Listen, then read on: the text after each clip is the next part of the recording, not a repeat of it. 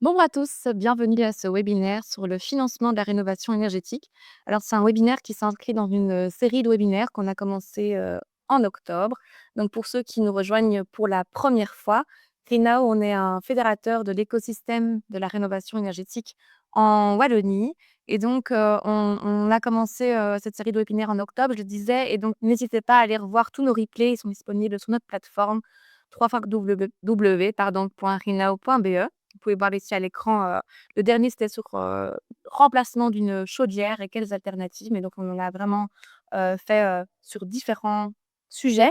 Et donc le rôle de ces webinaires, vraiment les objectifs, c'est d'essayer de mettre en avant à la fois des solutions innovantes pour essayer de stimuler leur, utilisation, leur adoption par le marché. Mais c'est aussi de vous informer sur les enjeux de la rénovation énergétique. C'est de partager aussi des succès, mais aussi des obstacles, des apprentissages, qu'on pourrait, avoir. Et l'objectif évidemment, c'est essayer de faire émerger des nouvelles idées, des collaborations entre vous, et nos membres.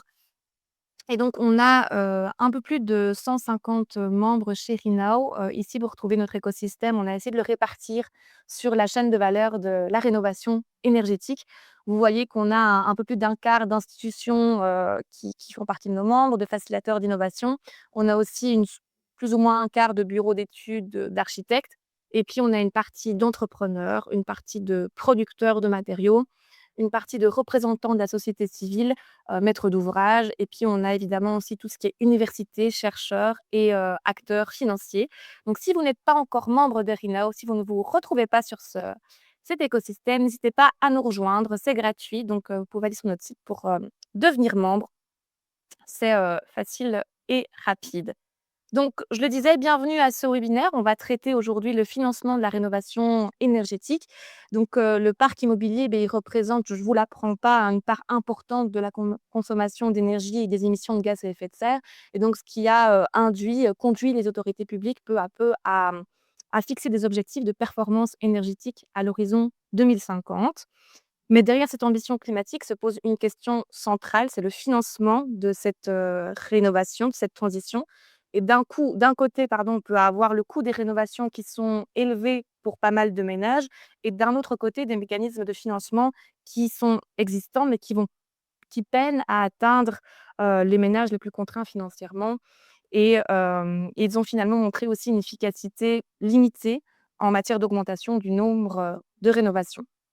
Alors, quelle est l'ampleur de ce déficit de financement de la rénovation énergétique? Quelles sont les limites des instruments publics mobilisés actuellement, et quelles alternatives, quelles formes d'intervention pourraient voir le jour à l'avenir?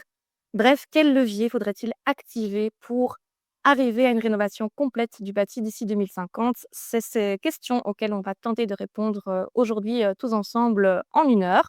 Donc avec nous sur ce plateau, on a Charlène Provost de Financité. Bonjour Charlène. Bonjour. Tu es autrice de l'étude sur les besoins de financement, sur la rénovation énergétique en Belgique. On aura l'occasion d'en parler tout à l'heure. On a aussi Alexandre Boudard. Bonjour Alexandre. Bonjour. Tu es attaché scientifique au CEHD, donc au Centre d'études pour, l'habitat durable, et de Wallonie, et tu t'occupes de tout ce qui concerne les questions autour de la rénovation énergétique des logements. Et tu as notamment réalisé tes études à la demande du cabinet, sur la politique du logement. On aura aussi l'occasion d'en parler plus tard. Avec nous aussi Quentin Simon. Bonjour Quentin, conseiller au sein du Haut Conseil stratégique, une cellule d'experts indépendants qui a pour vocation de soutenir et de faire du conseil aux politiques, au gouvernement wallon. Et donc, ton rôle, c'est de faire le lien un peu entre les connaissances scientifiques et les choix politiques. Tu pourras nous en dire plus aussi un petit peu tout à l'heure. Et puis à distance, on a Quentin Jossen, partenaire associé chez, Climact et expert national pour la Belgian Energy Efficiency Financing Coalition. Et donc, Quentin, tu accompagnes les pouvoirs, les acteurs tant publics que privés dans la conception et la mise en œuvre de certains mécanismes de financement de la rénovation énergétique. Donc bonjour Quentin, tu pourras aussi nous en dire plus, tout à l'heure. Bonjour tout le monde. Alors, la Belgique, elle a besoin de 350 à 400 milliards d'euros d'ici 2050 pour rénover son parc immobilier. Ce sont des chiffres qui ressortent du recensement de l'étude qu'a fait Financité. Et donc, Charlène, est-ce que tu pourrais nous en dire un petit peu plus sur ces chiffres? Oui, tout à fait. Donc, la manière dont on a procédé, on a un petit peu regardé donc toutes les études qui avaient été produites, en Belgique, en la matière et donc malgré le fait que, bah, certaines études n'ont pas forcément le même périmètre, certaines prennent que le bâti résidentiel, d'autres prennent le tertiaire, d'autres ont des méthodologies de calcul qui diffèrent un peu. Il y a, on va dire, en tout cas, une bonne nouvelle dans la cohérence de ces études, c'est qu'en fait, elles convergent vers ce montant, qui oscille du coup entre 350 et 400 milliards d'euros. Si on veut regarder une lecture un petit peu plus régionale, il y a aussi du coup des chiffres qui ont été, produits. Donc pour la Wallonie, on est entre 154 et 177 milliards d'euros, selon les en tout cas les derniers chiffres qu'on avait consultés. Pour le résidentiel, la part, c'est de 120 d'euros. Pour Bruxelles, donc là, c'est pour tout le bâti bruxellois, on est à 28 milliards d'euros et pour la Flandre, on est environ à 160, milliards d'euros et le résidentiel est estimé entre 100 et 150, milliards d'euros. Donc en matière de, responsabilité, heu, donc en fait, le cœur de la décision, il se trouve, bah, bien évidemment, chez les régions. Mais il y a d'autres entités qui sont aussi vraiment pertinentes, en la matière. Donc, l'autre entité, c'est le fédéral. Ils ont un levier d'action au niveau fiscal qui est assez puissant et on le voit notamment avec, la mise en place, de la TVA à 6 sur, les rénovations. On a également, les communes qui sont l'interface avec, les candidats rénovateurs, que ce soit en matière de demande de certaines primes, de l'accompagnement à la rénovation, mais aussi des permis d'urbanisme et on a aussi un acteur primordial qui est l'Union européenne en tant que bailleur de fonds, dans le sens où, il a aussi un rôle, très important, à jouer. Enfin, elle a un rôle, très important, à jouer en matière de financement via notamment des outils comme les FEDER, via le Fonds social, pour le climat, qui devrait arriver donc dès 2026, mais potentiellement 2027, et aussi au niveau de l'Europe avec la Banque européenne d'investissement qui refinance des structures qui octroient, par la suite des prêts. Hem, donc nous, ce qu'on s'est posé comme question, c'est, ce que font, les gouvernements, donc quels engagements ou désengagements, ont été pris au niveau du coup, principalement des régions et je pense qu'avant tout, il est d'abord nécessaire de rappeler quelles sont les réelles contraintes, en matière de rénovation énergétique. Donc on a la performance, la directive européenne sur les performances énergétiques du bâtiment, en fait, qui ne fixe pas un seuil, donc un nombre de kilowattheures par mètre carré par an. Je veux dire, c'est pas ça qu'on a dans cette directive. On a surtout une réduction globale de la consommation d'énergie au niveau du bâti. Donc ça, c'est au niveau, européen et ensuite au niveau des régions, à l'heure actuelle, il y a vraiment que 2 régions où, il y a une obligation. Donc la première, c'est, en Flandre. Donc il y a eu le Rénovation Pact avec, une volonté, enfin très ambitieuse, d'avoir un calendrier et d'atteindre le label A. Je crois que c'était, d'ici 2045 et finalement, il y a eu un rétropédalage, 2025 et donc la seule obligation qui est actuellement, en place, c'est, donc, au niveau de lorsque l'on acquiert en fait un nouveau bâtiment, d'avoir après un objectif de rénovation pour atteindre le label D, flamand. En Wallonie, il y avait aussi du coup, un calendrier, qui n'est, pour le moment pas entré en vigueur. Donc à l'heure actuelle, en Wallonie, il n'y a pas une obligation, il n'y a pas une loi dure qui oblige, les candidats rénovateurs à atteindre un certain niveau et sinon, il y a en région bruxelloise où là, pour le coup, il y a un objectif, d'ici 2045, les logements du coup devront atteindre la P-C, ce qui équivaut à 150 kWh par mètre carré par an. Donc à l'heure actuelle, pour atteindre du coup, ces objectifs, les principaux incitants financiers publics qui sont mis en place et qui sont vraiment massivement diffusés, bah, sont en fait les primes et les prêts avec des taux préférentiels. Ça peut descendre jusque 0, mais parfois on peut avoir des taux préférentiels qui sont juste en dessous, du marché et donc on sait qu'à Bruxelles, bah, les primes ont été, suspendues, qu'il y a un projet d'avoir des prêts avec des taux préférentiels, mais en l'état actuel, en tout cas de mes connaissances, moi je n'ai pas plus de détails sur la manière dont cette mesure va être, appliquée.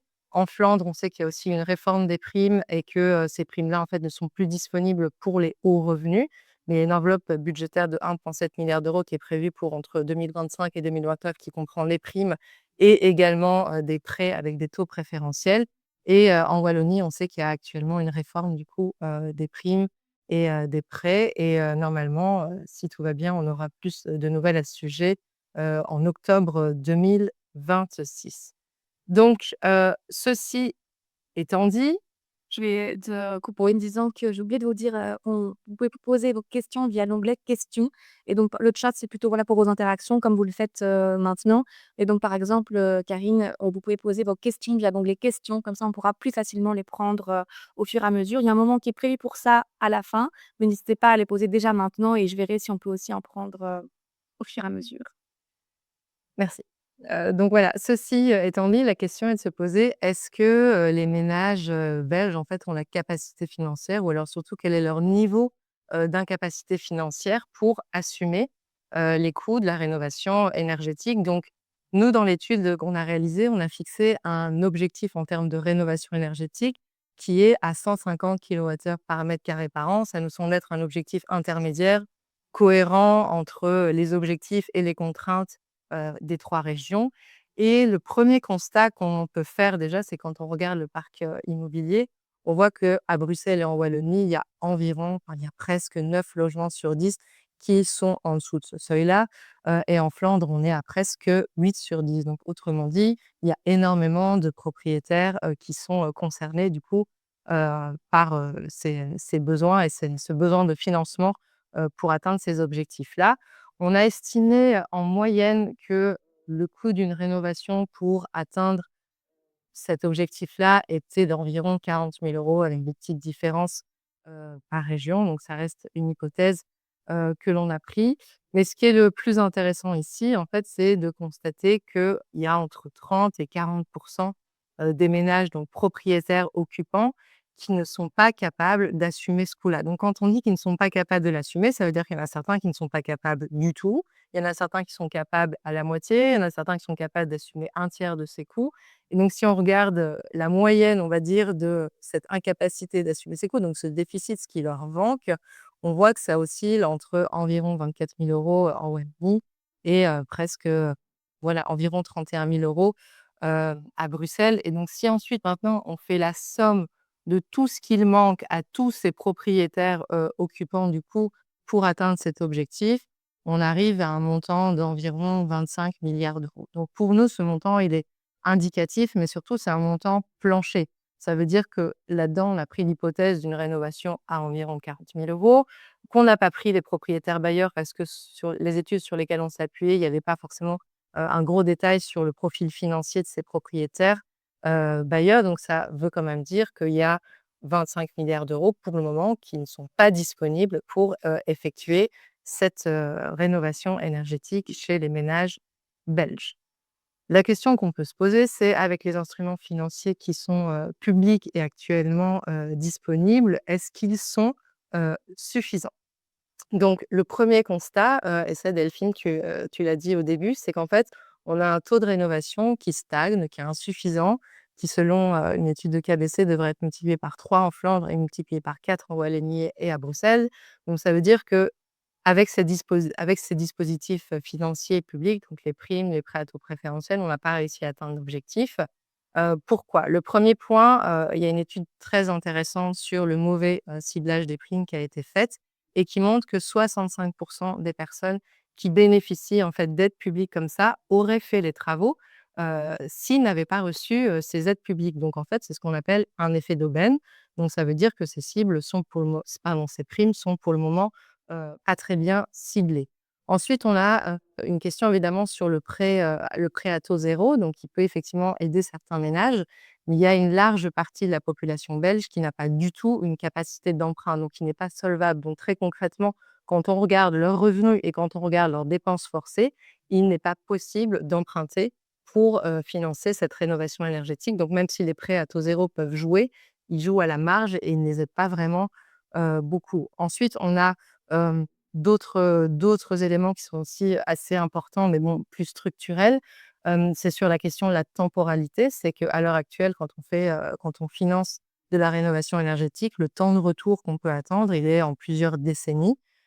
Quand je veux dire le temps de retour qu'on peut attendre, ça veut dire ce qu'on peut espérer comme gain économique sur la facture d'énergie parce qu'elle va être réduite. Déjà, on n'a pas une visibilité très claire dessus en termes déjà d'économie d'énergie. Il y a parfois effectivement des difficultés à savoir ce à quoi on peut, parvenir. Ensuite, il y a évidemment la volatilité du prix de l'énergie et donc du coup, voilà, on a une mauvaise visibilité là-dessus, mais on sait quand même que en général, l'investissement de départ se récupère en plusieurs décennies et pour le moment, les, produits financiers classiques, les crédits, ils sont calibrés sur des durées de 10, 15, 20 ans et du coup, on peut même pas espérer, pouvoir compenser, la charge qu'on va payer, de notre crédit par, un gain, en tout cas, sur la réduction de notre facture, d'énergie.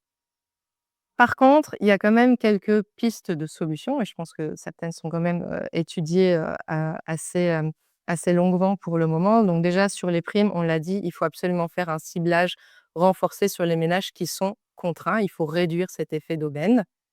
Ensuite, pour améliorer l'accessibilité, des ménages, du coup, au crédit, il faut allonger la durée des crédits, ça c'est incontournable. Parce que pourquoi? Quand on allonge la durée des crédits, on a des mensualités plus basses et donc du coup, il y a plus de personnes qui vont pouvoir avoir accès, à ces crédits. On peut aussi activer des garanties sur ces crédits, donc il y a certains ménages effectivement qui ont pas beaucoup de garanties à apporter, donc ce qui fait qu'on ne peut soit pas du tout leur octroyer le crédit ou alors c'est qu'ils l'ont avec un taux très élevé et donc du coup, s'ils ont un taux d'intérêt très élevé, bah, ils payent très cher, leur crédit. Donc il y a il y a vraiment des leviers, sur ça. Il y a ensuite des dispositifs pour le moment qui légalement sont pas encore, possibles. C'est pour les ménages qui sont complètement insolvables, qui n'ont pas la liquidité disponible. C'est au lieu de prêter aux ménages, on prête aux bâtiments. Donc ça, il y a encore pas mal de recherches qui doivent être faites pour que, des prototypes et des dispositifs financiers puissent se développer. On peut aussi imaginer donc du tiers financement où des tierces parties viennent financer et se font rembourser sur les économies d'énergie. Vous allez me dire: «C'est contradictoire avec ce que je viens de dire juste avant». Dans certains cas, quand on groupe certains types de travaux et qu'on peut avoir un temps de retour qui est dans une durée raisonnable de 25, 30 ans, type de mécanisme pourrait fonctionner et ensuite on peut aussi imaginer, des rénovations collectives par quartier, mais aussi le développement d'outils financiers collectifs pour ces rénovations-là, en espérant pouvoir, embarquer le plus de personnes possible, du coup, pour, qu'ils aient la capacité de financement. Je vais terminer, avec ça. C'est quoi les risques, de l'inaction? Bah, pour la Belgique, il y a un risque, juridique, européen, des amendes, éventuelles. Il y a aussi un deuxième point très important, c'est le coût du rattrapage. Plus on retarde, plus il y aura un goulot d'étranglement, plus, il y aura une pression sur les prix, un manque de main-d'œuvre et donc du coup, une, difficulté encore accrue pour, pouvoir financer la rénovation énergétique. De manière plus, macro et géopolitique, bah, il est nécessaire qu'on réduise notre dépendance énergétique aux énergies fossiles et qu'on augmente, notre résilience et qu'on se protège par rapport à la volatilité des prix en réduisant notre besoin global, d'énergie.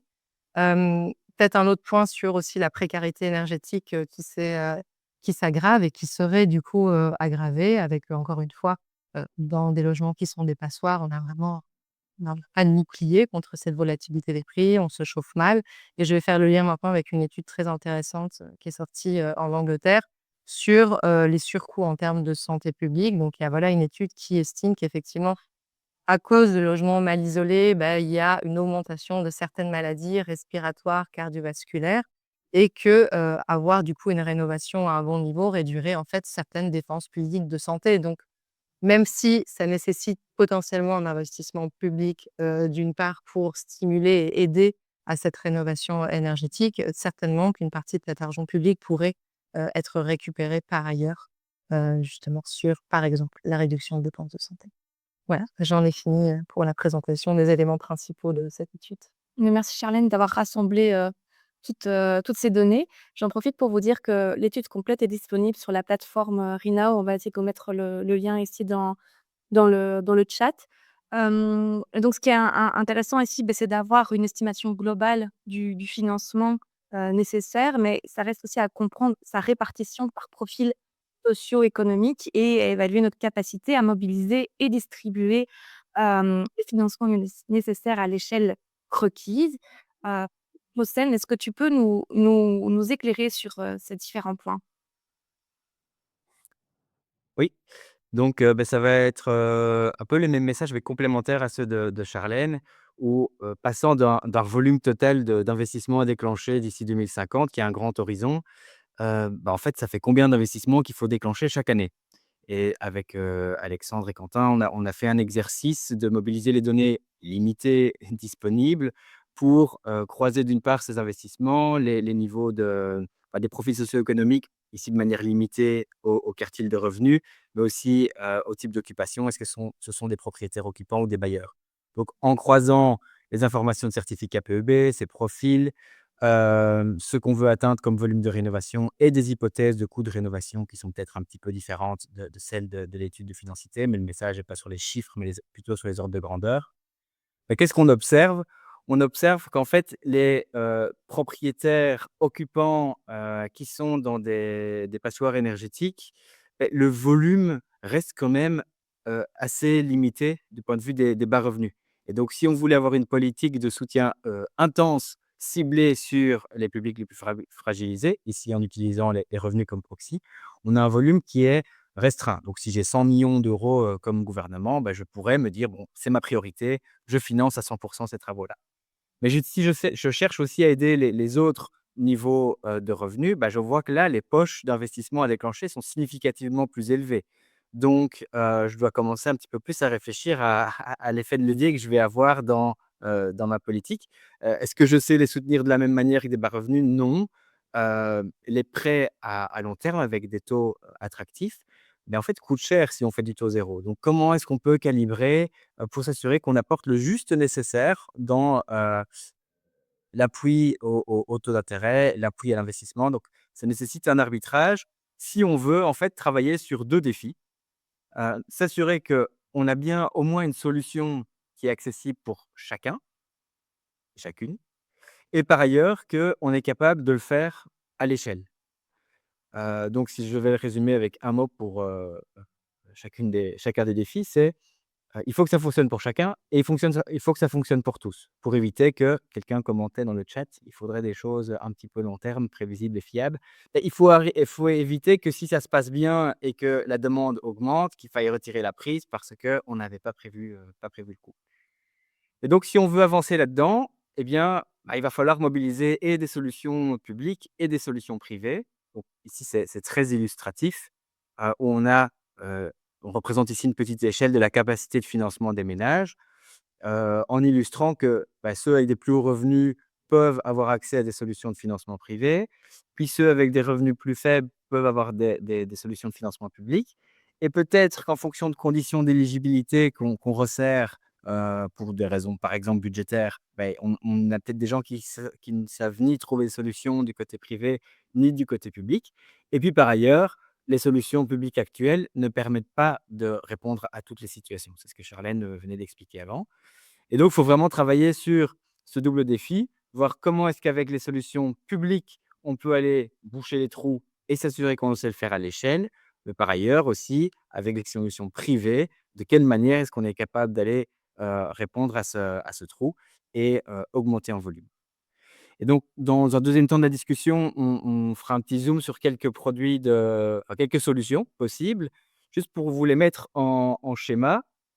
Bah, du côté wallon, l'outil principal, c'est les Rénoprêts, donc qui va cibler certaines catégories de ménages et donc on a un prêt à long terme, combiné avec des primes. Le défi, c'est de voir, bah, comment est-ce qu'on fait pour, le bas de l'échelle de revenus ou les personnes qui n'ont pas du tout, de solution ou de capacité de remboursement. Est-ce qu'on paye à leur place? Ou bien, est-ce qu'on le fait plutôt comme les Flamands avec le No-Coop Fund, où là, c'est une prime qui est, octroyée à l'avance et qu'on doit rembourser plus tard. Donc c'est comme un prêt, bullet, mais en mobilisant de la prime. Et puis je ne vais pas tous les détailler, mais en France, il y a aussi une autre formule de prêt qui permet quand même vraiment de couvrir, une grande palette de situations. On illustre ici en bleu foncé des instruments qui seraient plutôt, privés et puis des instruments qui seraient plutôt publics, en montrant que, bah, souvent c'est une collaboration entre les 2.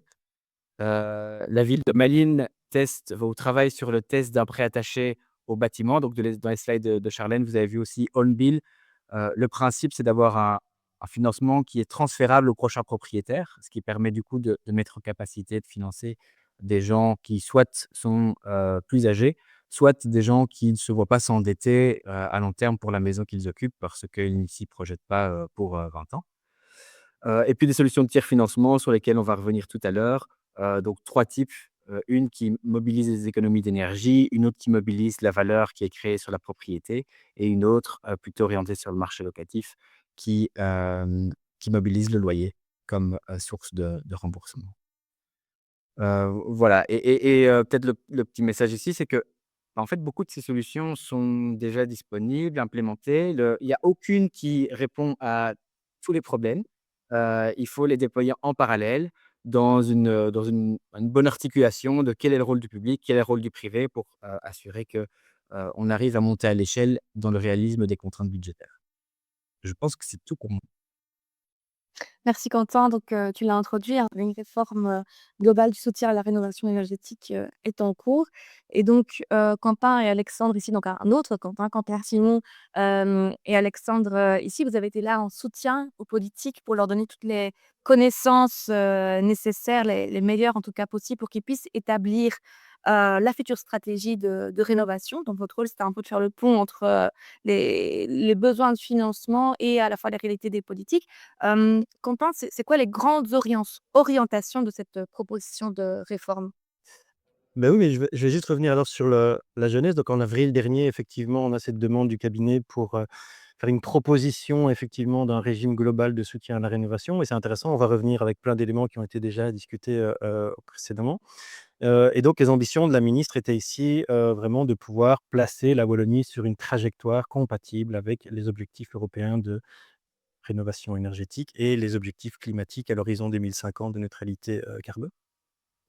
Il y avait différents paramètres qui étaient, aussi nécessaires à prendre en compte. D'abord, la contrainte budgétaire. Clairement, c'était un élément important pour, le politique et deuxièmement, un autre élément important, on en a parlé précédemment, réduire les effets, d'aubaine qui finalement grèvent un peu le budget disponible, pour les gens qui en ont réellement besoin selon, l'ambition, politique. Donc le travail, il est parti, Sharon l'a dit précédemment, d'un constat, clair et partagé qui est que le rythme et l'ampleur des rénovations est totalement insuffisant.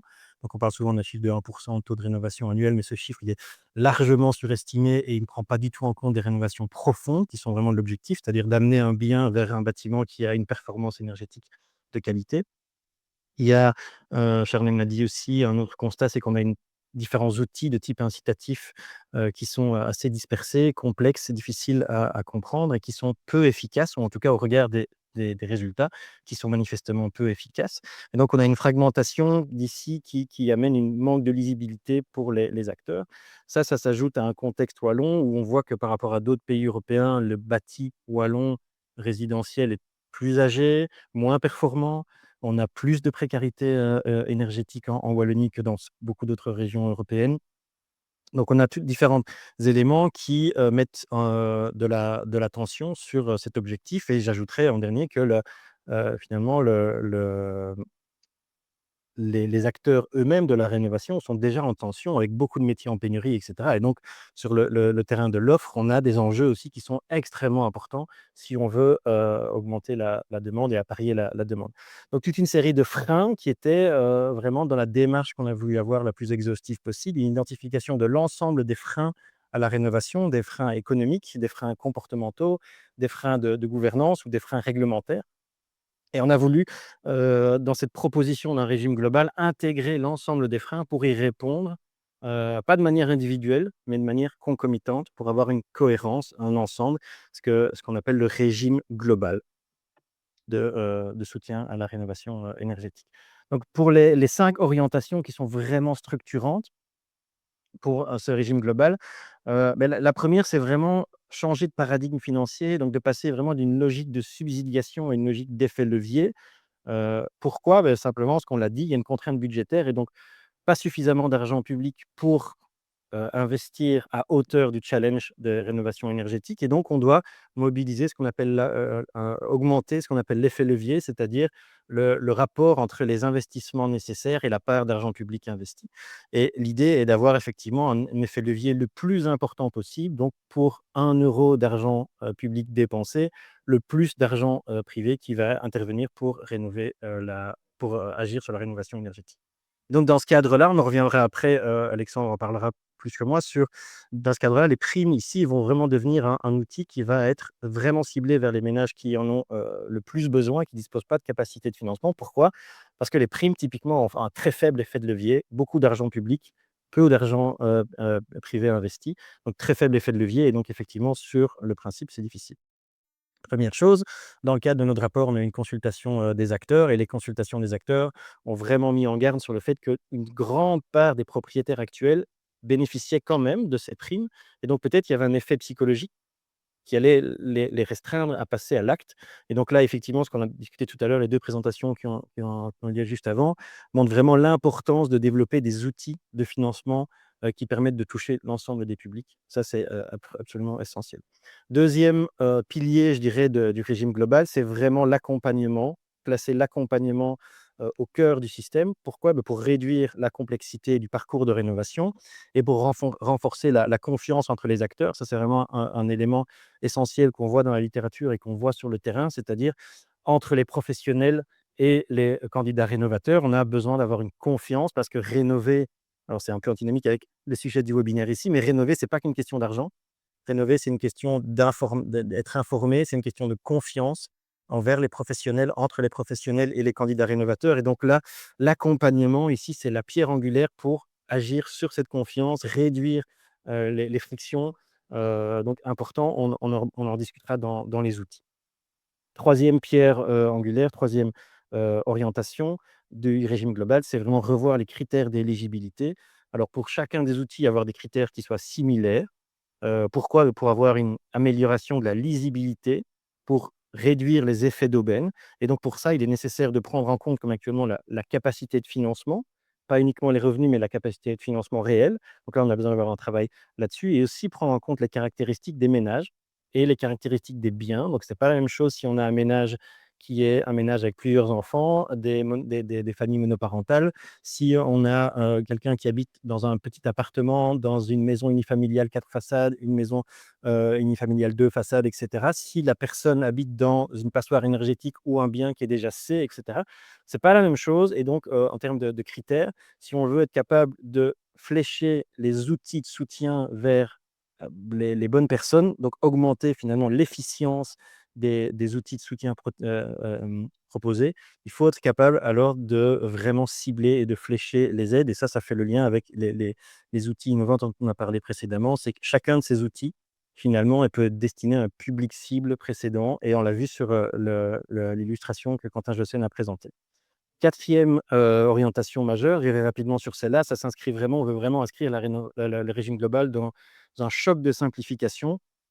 Vraiment, choc de simplification, c'est-à-dire, une logique centrée sur les utilisateurs, claire, avec un principe de only once, c'est-à-dire qu'on ne passe pas son temps à compléter 1000 dossiers différents pour plusieurs demandes. On a un dossier, on a un canal. Heu, c'est quelque chose qui est important pour les utilisateurs, mais aussi pour les administrations, pour, essayer de réduire, faciliter leur travail aussi et cetera. Donc c'est vraiment un élément important et ça, clairement, tous les acteurs, qui ont été, consultés lors de la consultation des parties prenantes ont vraiment mis cet élément-là de manière, importante. La 5e orientation, elle vise vraiment à garantir alors un cadre stable, lisible et prévisible, donc dans le temps, avec un horizon à 2050 et tenter d'éviter de changer fréquemment les politiques. On l'a vu, il y a différents outils, différents types de primes qui s'en sont succédés. C'est difficilement lisible pour les personnes, mais c'est aussi difficilement lisible pour, les entreprises et difficilement lisible pour les financeurs. Donc l'idée, c'est qu'une stabilité, elle est absolument cruciale pour pouvoir avoir une visibilité à long terme pour investir, pour les ménages, aussi pour les professionnels, pouvoir savoir, vers où ils vont, pour peut-être former des personnes, pour pouvoir attirer des personnes, pour avoir, l'opportunité d'investir dans des méthodes de rénovation qui sont peut-être coûteuses, mais qui peuvent être rentabilisées à long terme et qui permettent d'industrialiser ou de massifier plus facilement la rénovation énergétique. Donc ça, c'est a absolument, important de le faire et enfin, je dirais, pour faire le lien avec ce webinaire, c'est une stabilité pour que les financeurs puissent s'engager dans le développement d'outils innovants de financement. Actuellement, il y a trop peu de, d'outils de financement disponibles parce qu'effectivement, du côté des banques, bah, il y a une certaine frilosité effectivement à se lancer quand on ne connaît pas l'horizon, puisqu'on est sur des temporalités qui doivent nécessairement être longues et Charlène l'a parlé, la rentabilité de la rénovation énergétique, elle en a dit un mot, c'est sur 20 ans qu'on l'évalue et pas sur 2-3 ans et donc on a besoin d'avoir un horizon, relativement, long. Sur du long terme. Merci, Quentin et justement Alexandre, qu'est-ce qui nous attend concrètement en octobre? Est-ce qu'on sait déjà? Concrètement, c'est difficile à dire parce que là, on a une mission de conseil auprès du donc le cabinet de la ministre nous a demandé de faire cette étude et on a proposé un système de soutien global avec les outils à mettre en place ou déjà en place. La décision reste dans les mains du politique. C'est encore le politique qui doit faire le choix. Donc, ce qu'on peut dire, c'est ce qu'on propose comme outil qui peut permettre d'arriver aux objectifs de 2050. Et il faut bien faire attention qu'il y ait une différence de temporalité entre ce que le gouvernement va mettre en place maintenant, qui va l'engager sur le temps de de la législature jusqu'aux prochaines élections et les objectifs de 2050. Et donc, ce qu'on a vraiment essayé de prendre en compte, c'est d'avoir une stratégie plus globale, une visibilité sur le long terme, bien sûr, qui sera à, comment dire, à être affinée au jour le jour, en quelque sorte, et en espérant que les gouvernements successifs puissent s'inscrire dans cette démarche. C'est une intervention justement, dans le chat, hein. Continuez avec vos débats, c'est intéressant, mais donc quelqu'un disait justement que c'était important de voir sur la longueur et pas être juste par, gouvernement. Et il y a aussi la question de pouvoir piloter justement cette réforme, développer des indicateurs pour vraiment pouvoir suivre au jour le jour la politique et ajuster les différentes mesures. Et dans ce cadre-là, nous avons fait un travail de vraiment voir quels étaient les outils qui étaient déjà existants ou qui pouvaient être mis en œuvre rapidement, c'est-à-dire sur une année, donc c'est-à-dire demain pour début octobre, et les outils qui étaient encore à développer. Et donc c'est vraiment ce qui devrait être mis en place ici en octobre. Ce sont des outils, on va dire peut-être pas forcément basiques, mais qui ne sont pas forcément innovants, mais qui ont déjà prouvé leur efficacité. Et il y a une série d'outils, il ne faut pas les prendre de manière individuelle, mais ils forment un ensemble cohérent et qui vont se renforcer les uns les autres pour pouvoir mettre en route, en quelque sorte, la rénovation énergétique. Et le premier outil qui est assez incitatif et un des plus importants, c'est l'obligation de rénovation. Et c'est une obligation qui doit bien sûr être progressive et pas du jour au lendemain dire, l'année prochaine tous les logements c'est interdit. Ça n'a pas de sens, ça doit être progressif et ça doit être lié aussi à au changement de propriétaire, à la mise en location et ainsi de suite, et ça doit avoir une espèce comment dire? De calendrier qui soit établi, heu, à long terme et essayer de s'y tenir.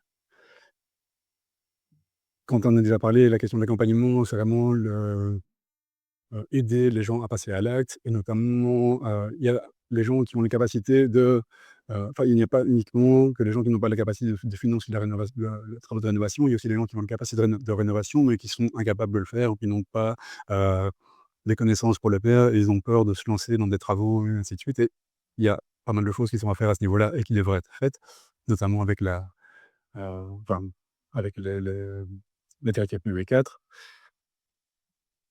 En gros point donc, sur la question des primes, heu, avec la contrainte budgétaire, il était pas possible, enfin, de continuer avec le système de primes actuel ou précédent, et on essaye plutôt de proposer un autre paradigme, de plutôt passer vers une aide avec des prêts à taux zéro, des prêts bonifiés, et de réserver vraiment ce qui reste au résidu de prime en quelque sorte pour les ménages qui n'en ont pas, comme pilier social, pour aider les ménages qui n'en ont vraiment pas les moyens, et en ciblant principalement les passoires énergétiques, et de réserver ces budgets-là pour essayer d'atteindre le plus efficacement possible les objectifs, les objectifs de rénovation.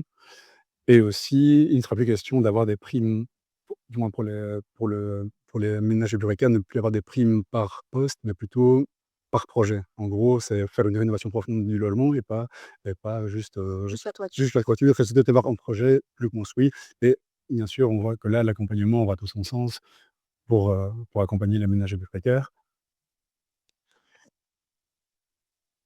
Il y a aussi la question des incitants fiscaux, qui apparemment est un peu plus, à mettre comment dire? En second plan avec la contrainte budgétaire aussi, parce que c'est aussi une manière de réduire réduire les dépenses pour le grand nombre. C'est quelque chose qui apparemment ne sera pas forcément trop mis en avant actuellement. Il y a aussi la question de revoir les certificats PEB pour qu'ils soient un peu plus fiables, entre guillemets, notamment dans le cadre de la directive PEB4. Ça, c'est le SPO et TLPE qui est en train de revoir les modes de travail dessus. Donc ça vous invite à suivre Travaux. voilà. Et enfin, pour vraiment, je réinsiste sur la cohérence de ces différents outils. Le but, c'est avec la question de l'obligation de rénovation, c'est pour vraiment pousser à l'acte, et l'intérêt n'est pas de dire: «Oui, on va absolument mettre quelque chose pour mettre une amende aux gens qui n'ont pas enfin, qui n'aiment pas fait». C'est vraiment pour essayer de forcer à passer à l'acte. Merci, Alexandre. Et peut-être justement, Quentin, en 1 minute, on est déjà bien avancé sur le film, bref, 1/4 d'heure de webinaire. Quels sont les éléments ou les outils qui devront être, mis en place, qui devront être encore travaillés pour, atteindre cet objectif de rénovation? Mais oui, c'est ça. Donc Alexandre a parlé d'une série d'outils qui devraient être rentrés ici en compte à partir d'octobre et mis en œuvre progressivement. L'idée, du schéma global, c'est de se dire: «OK, on a des outils» et on en a parlé, c'est l'objet, c'est le cœur de ce webinaire. On a des outils qui existent à l'échelle de projets pilotes et qui ne sont pas matures à l'échelle.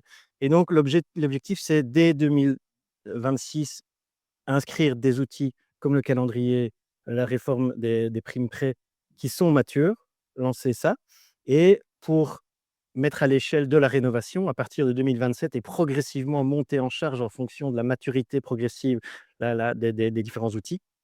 C'est de développer des outils qui vont devenir matures et qui vont rencontrer un public cible, notamment en termes de financement, qui vont pouvoir rentrer et garnir progressivement un portefeuille de plus en plus large, qui pourront toucher des publics cibles de plus en plus larges et diversifiés pour, au final, que chaque candidat rénovateur puisse trouver, en fonction de ses capacités de financement, en fonction de son lieu de résidence, etc., un outil, une source de financement qui rencontre ses capacités et qui permet de passer à l'acte. Donc, pour les outils, vous voyez ici sur, l'écran les 5 outils à développer. On a d'abord effectivement, vraiment passé dans un système intégré d'accompagnement. Alors actuellement, Alexandre a brossé, on a différentes plateformes locales de rénovation, on a différents acteurs qui accompagnent effectivement les candidats rénovateurs. Ici, l'ambition est vraiment d'intégrer ça dans une structure, à l'échelle de la région avec des pôles locaux et cetera. Donc d'avoir quelque chose de coordonné pour pouvoir, avoir des gains en termes d'efficience, d'avoir des grands acteurs régionaux et puis des acteurs au niveau territoriaux qui peuvent être au plus proche des gens et on le voit avec les plateformes. Les plateformes, locales, elles fonctionnent parce qu'elles sont au plus près des gens, elles font le travail avec les communes et donc là, il y a vraiment une confiance entre ces acteurs-là. Donc l'ambition ici, c'est d'arriver à monter en charge, et d'intégrer et d'harmoniser des pratiques qui fonctionnent actuellement. Ça, c'est l'accompagnement, donc ça, c'est vraiment l'évolution à long terme, donc c'est une grande orientation. Des outils de base, les outils de base, on coordonne ce qui existe, on essaie de faire du lien entre ce qui existe de plus en plus, ce que les acteurs font par eux-mêmes.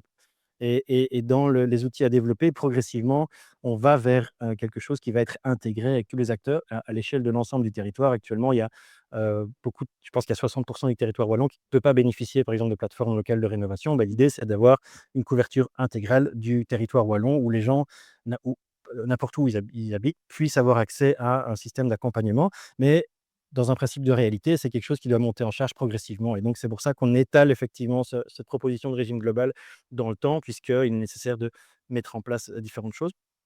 Le 2e, point, bah, je vais pas y revenir trop ici, on en a beaucoup parlé, mais c'est effectivement extrêmement important de pouvoir développer ce portefeuille, d'outils de financement et l'idée, c'est de pouvoir vraiment, évaluer ça à l'aune de la rentabilité et pas seulement la rentabilité des économies d'énergie, mais on en a parlé, c'était vraiment intéressant de le montrer. On le montre dans le rapport aussi, c'est de se dire que la rentabilité de la rénovation énergétique, elle ne se marque pas uniquement par une réduction d'émissions de gaz à effet de serre, une réduction de la consommation énergétique, mais elle se marque aussi par des améliorations qui sont quantifiables en termes de santé, des améliorations en termes de bien-être, d'esthétique de son logement et cetera. Donc ça, c'est des éléments qui sont aussi de nature à déclencher, les actes de rénovation et qui doivent être pris en compte.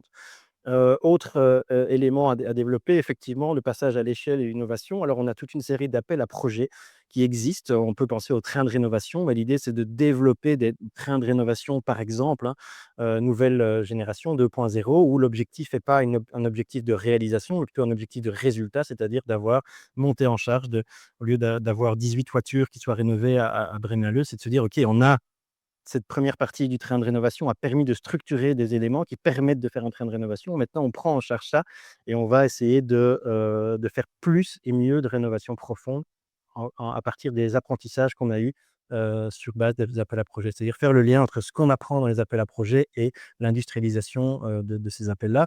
On a des principes, des approches de rénovation industrialisée. Je pense que je ne serai pas long là-dessus parce qu'il y a eu un webinaire là-dessus, je pense, dans le cadre de cette série. Mais vraiment aller voir ce qui se passe ailleurs. Energiesprong, par exemple, aux Pays-Bas ou dans le nord de la France, ça marche. Il y a peut-être des territoires, des quartiers en Belgique, en Wallonie qui sont propices à mettre en place ces principes de rénovation industrielle. Pourquoi? Beh, pour augmenter finalement la productivité du secteur, hein. Donc c'est beaucoup plus productif de préparer des éléments structurels de rénovation dans des ateliers, dans des usines et cetera et de venir en 2 jours les placer et cetera. Évidemment, le type de bâti doit être, approprié, mais c'est plus efficace, c'est plus rentable, c'est la productivité évidemment est plus importante.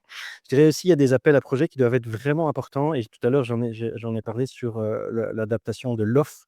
Donc on a beaucoup traité, on parle beaucoup ici de la demande, mais il faut vraiment que l'offre soit capable de suivre et donc on a vraiment besoin de structurer l'écosystème et les filières de la rénovation et donc ça doit passer par l'attractivité des métiers, donc des projets qui vont traiter sur l'attractivité des métiers, que les jeunes viennent effectivement, à la rénovation. Il y a aussi, des outils qui peuvent permettre à des, personnes plus âgées de rester, de faire bénéficier à des jeunes ou à des candidats rénovateurs de l'expérience. On peut penser à des projets comme l'autorénovation accompagnée, qui fonctionne quand même relativement bien en France, mais là, c'est vraiment monté, c'est-à-dire que des entrepreneurs qui sont peut-être plus âgés ou qui ont eu des problèmes de santé, par exemple, et qui sont plus capables de travailler vraiment sur un chantier. Et ils ont une expérience qui peut être valorisée, parce qu'il y a des gens qui peuvent faire des rénovations. Il y a beaucoup de gens qui font des rénovations chez eux et qui bénéficieraient pour avoir des rénovations qualitatives de l'expérience de ces personnes. Donc là, c'est des éléments à lancer. Il y a, je pense aussi à un autre webinaire sur les copropriétés. Là, il y a beaucoup de travail à faire sur les copropriétés parce que dans les copropriétés, c'est plus compliqué, les décisions sont compliquées, donc les décisions collectives, les financements sont plus compliqués, la coordination des travaux est plus compliquée et donc là, ce qu'on propose ici dans les outils à développer, c'est la mise en place progressive avec des objectifs de 2030-2033, d'avoir une obligation d'un master plan, donc d'une feuille de route par copropriété pour finalement structurer, planifier des rénovations dans ces copropriétés et c'est évidemment quelque chose de différent d'une copropriété de 3 unités de logement ou une grosse copropriété. C'est pas du tout structuré de la même manière et donc là, vraiment d'avoir pour chaque unité de copropriété un master plan.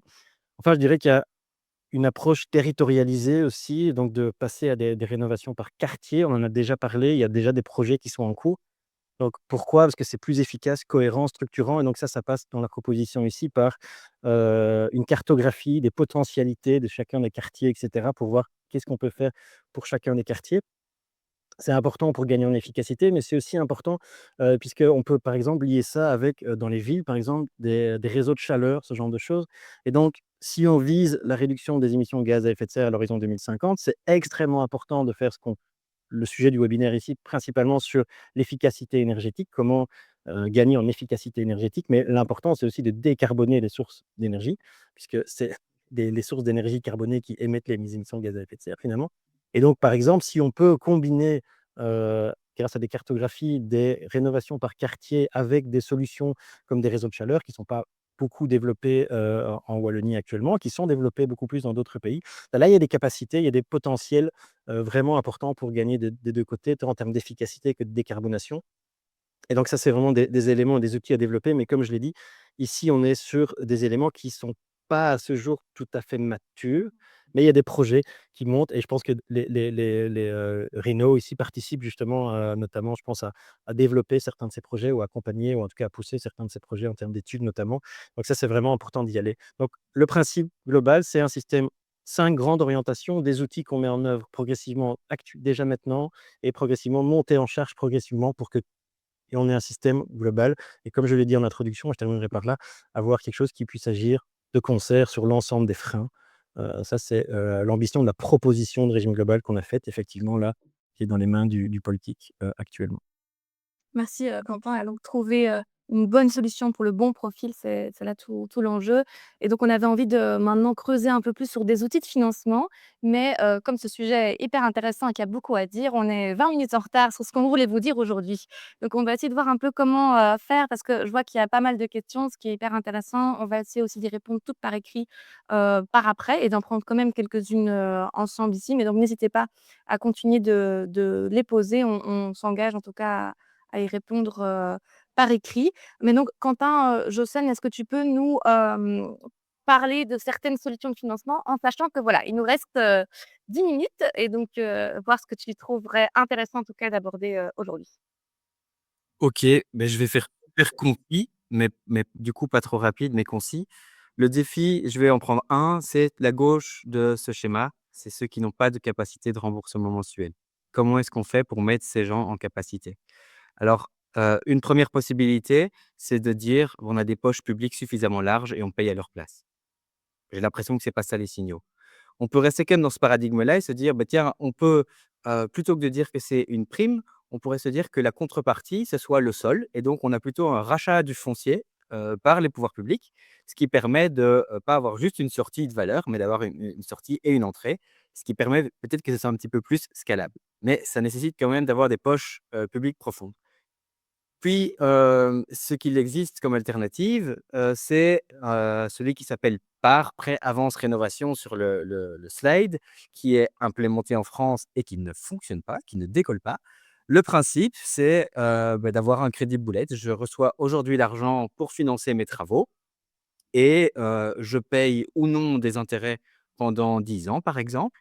Et puis le jour où je vais revendre mon habitation ou bien que je retrouve une situation, économique différente, eh bien je rembourse, cet investissement. Du côté français, donc le produit existe, il est garanti pour 75 des défauts qui sont là, il y a une bonification des taux d'intérêt et cetera.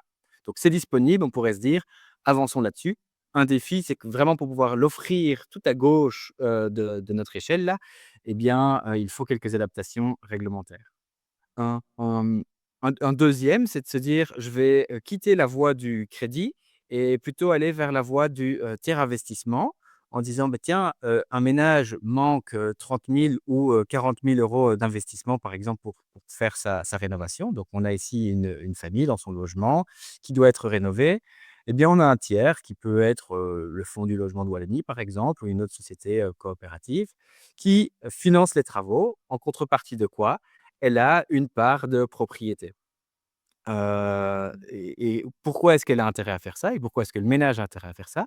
C'est parce qu'avec l'augmentation de la valeur, grâce à la rénovation et puis l'augmentation, de la valeur, suivant les évolutions du prix de l'immobilier, eh bien, dans certaines conditions, donc ça marche pas toujours, il faut baliser le domaine dans lequel ça marche.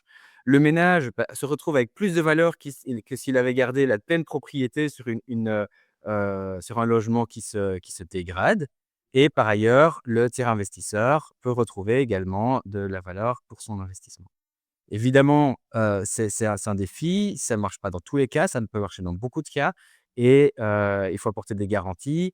Ça veut dire que c'est risqué, mais ce qui est important, c'est aussi de comparer les risques par rapport au coût de l'inaction. Charlène partageait quelques chiffres tout à l'heure. Hem, donc je vous ai présenté les solutions de prêt, il y a des solutions de tiers investissement. Peut-être j'en donne une deuxième de tiers investissement et puis je laisse la parole à Charlène pour le dernier. L'autre modèle qui est, aussi déjà opérationnel, par exemple Rénovassistance à Bruxelles, Edpanskap, en Flandre, eh bien, c'est sur du, logement locatif.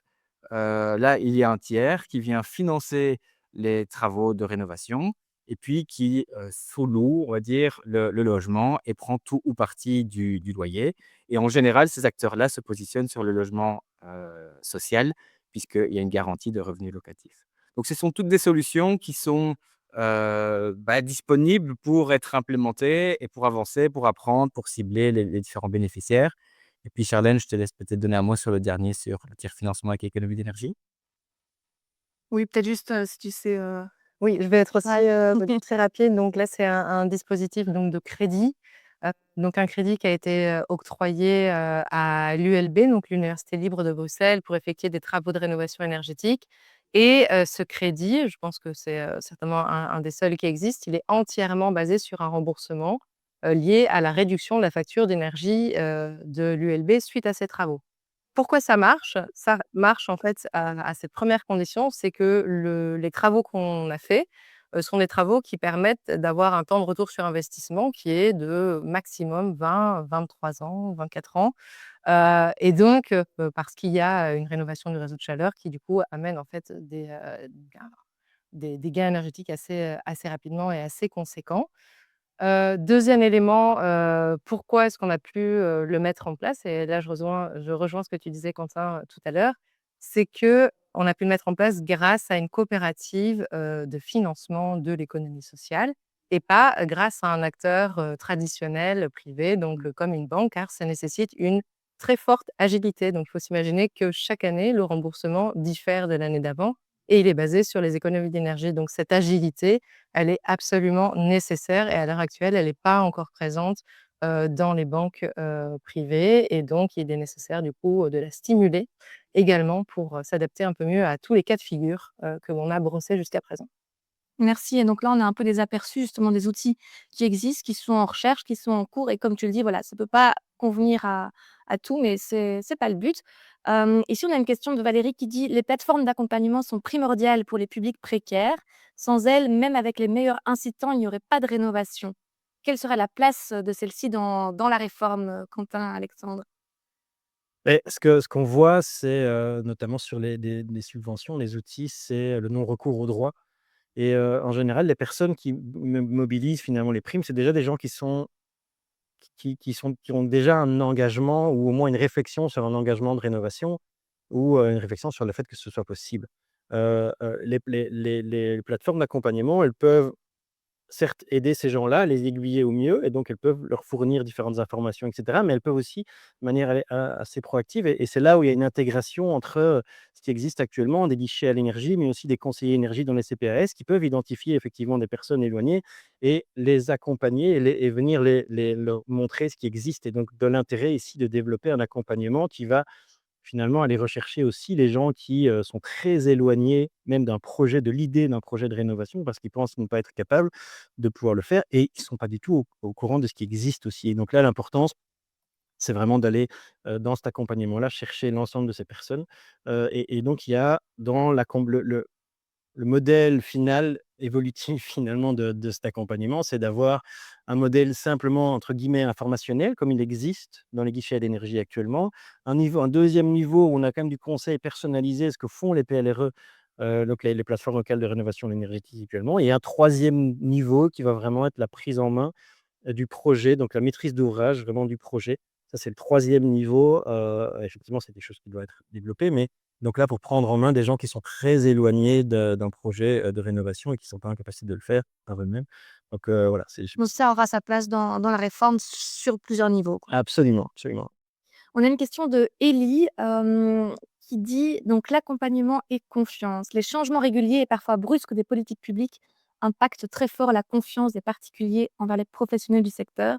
Quel message sera apporté à partir du 1/10 pour rétablir» ah oui, à partir du 1er octobre pour, rétablir cette confiance? Alexandre? C'est justement enfin, c'est tout l'enjeu de la réforme, mais on ne peut pas forcément apporter une réponse claire. Nous, on a apporté quelque chose, aux politiques et après voilà, c'est le politique qui doit décider. C'est son rôle de décider et de mettre en place quelque chose qui puisse, perdurer dans le temps. Disons l'ambition du calendrier de rénovation, c'est celle-là, c'est de proposer un calendrier qui est phasé, Alexandre l'a dit tout à l'heure, et qui permet d'avoir un cap certainement vers l'objectif, mais aussi d'avoir des échelons et de, pouvoir tout un chacun savoir où on va et l'intention évidemment, l'objectif est clairement dans, la participation donc les acteurs qui ont réagi, au rapport ont clairement identifié ça comme un élément absolument majeur et il faut que ça se transcende les législatures effectivement. Donc à chaque législature, si les ambitions, si le calendrier est modifié, c'est des choix politiques qui incombent complètement aux politiques, il y a pas de problème. Mais effectivement, ce que les acteurs disent, c'est que alors la prévisibilité n'est pas suffisante pour, on en a parlé, mettre en œuvre les outils, mais aussi que les gens s'inscrivent dans un projet de rénovation. Et donc là, le calendrier, c'est vraiment l'élément central.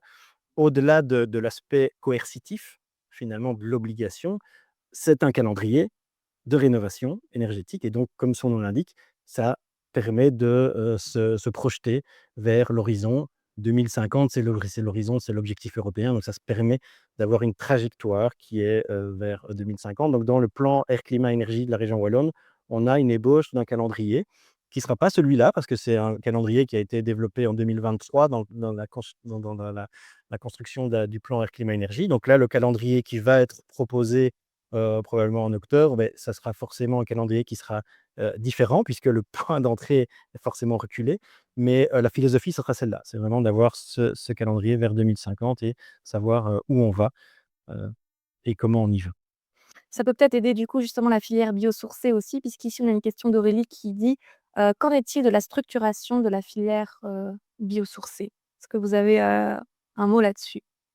Est-ce que ça a été discuté, Beh, oui, c'est discuté et tout à fait non, non, mais tout à fait, mais c'est un travail, vraiment très collaboratif et j'ai oublié d'en parler. C'est vrai que nous, notre rapport, on s'est aussi basé sur, les acteurs parlent ensemble depuis longtemps et les travaux de la serre ont mobilisé beaucoup, beaucoup d'acteurs de la rénovation et il y a des GT, des groupes de travail sur, la filière, je pense, biosourcée, sans me tromper, qui sont arrivés à des propositions effectivement il peut y avoir effectivement dans ces obligations de rénovation, cette augmentation du volume et ce besoin de matériaux de rénovation et ce que les acteurs de la filière disent, c'est qu'ils sont en capacité éventuellement de répondre à ça, mais ils ont besoin d'avoir cet horizon puisque, pour les acteurs, de la filière, Heu, il est nécessaire de mettre en place des choses, donc il y a des investissements qui sont nécessaires pour pouvoir mettre à l'échelle et pour pouvoir délivrer finalement ces matériaux-là et donc ils ont besoin de savoir où ils vont.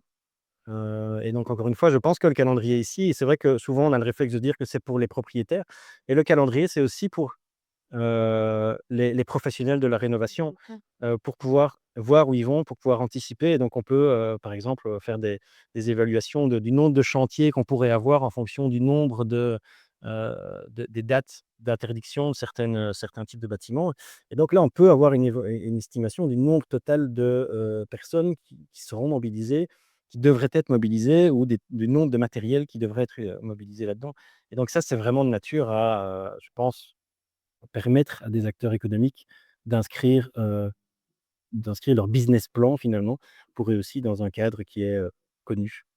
mmh et quand on parle, finalement de combler l'écart entre, les financements nécessaires à la rénovation énergétique et les financements publics disponibles, un dernier levier dont voilà, on l'a introduit un peu ici, qu'on n'a pas encore parlé, c'est comment réduire les coûts des rénovations. Quentin, est-ce que tu peux nous donner un peu des exemples, concrets sur la chaîne de valeur de la rénovation? Comment est-ce qu'on pourrait réduire ces coûts sans sacrifier la qualité? Oui, bon, je vois qu'on est hors délai, mais du coup, très brièvement, 3 grands piliers qu'on identifie. Il y a rationaliser l'investissement. D'abord, comprendre, c'est quoi être bien dans son logement, comment est-ce qu'on l'utilise, c'est quoi nos pratiques de chauffage.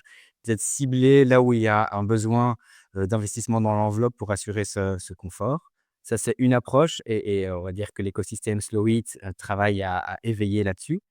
Une autre approche, c'est aussi de comprendre, tiens, jusqu'où est-ce que je dois amener la performance de mon enveloppe pour pouvoir effectivement être en capacité de retirer la prise des combustibles fossiles. Là, la Flandre, pour son nouveau plan de rénovation, a pris plutôt cette orientation-là, donc de réduire l'ambition de performance énergétique pour se dire: «Quel est, le niveau que je dois atteindre pour que mes bâtiments soient, prêts à être, alimentés, par des pompes à chaleur ou des réseaux de chaleur basse température?» Ça, c'est un volet et peut-être dans cette partie-là rationaliser, je mettrais bien l'auto-rénovation que Quentin évoquait tout à l'heure, sur, tiens, qu'est-ce que je peux faire moi-même? Qu'est-ce que je fais faire par un professionnel?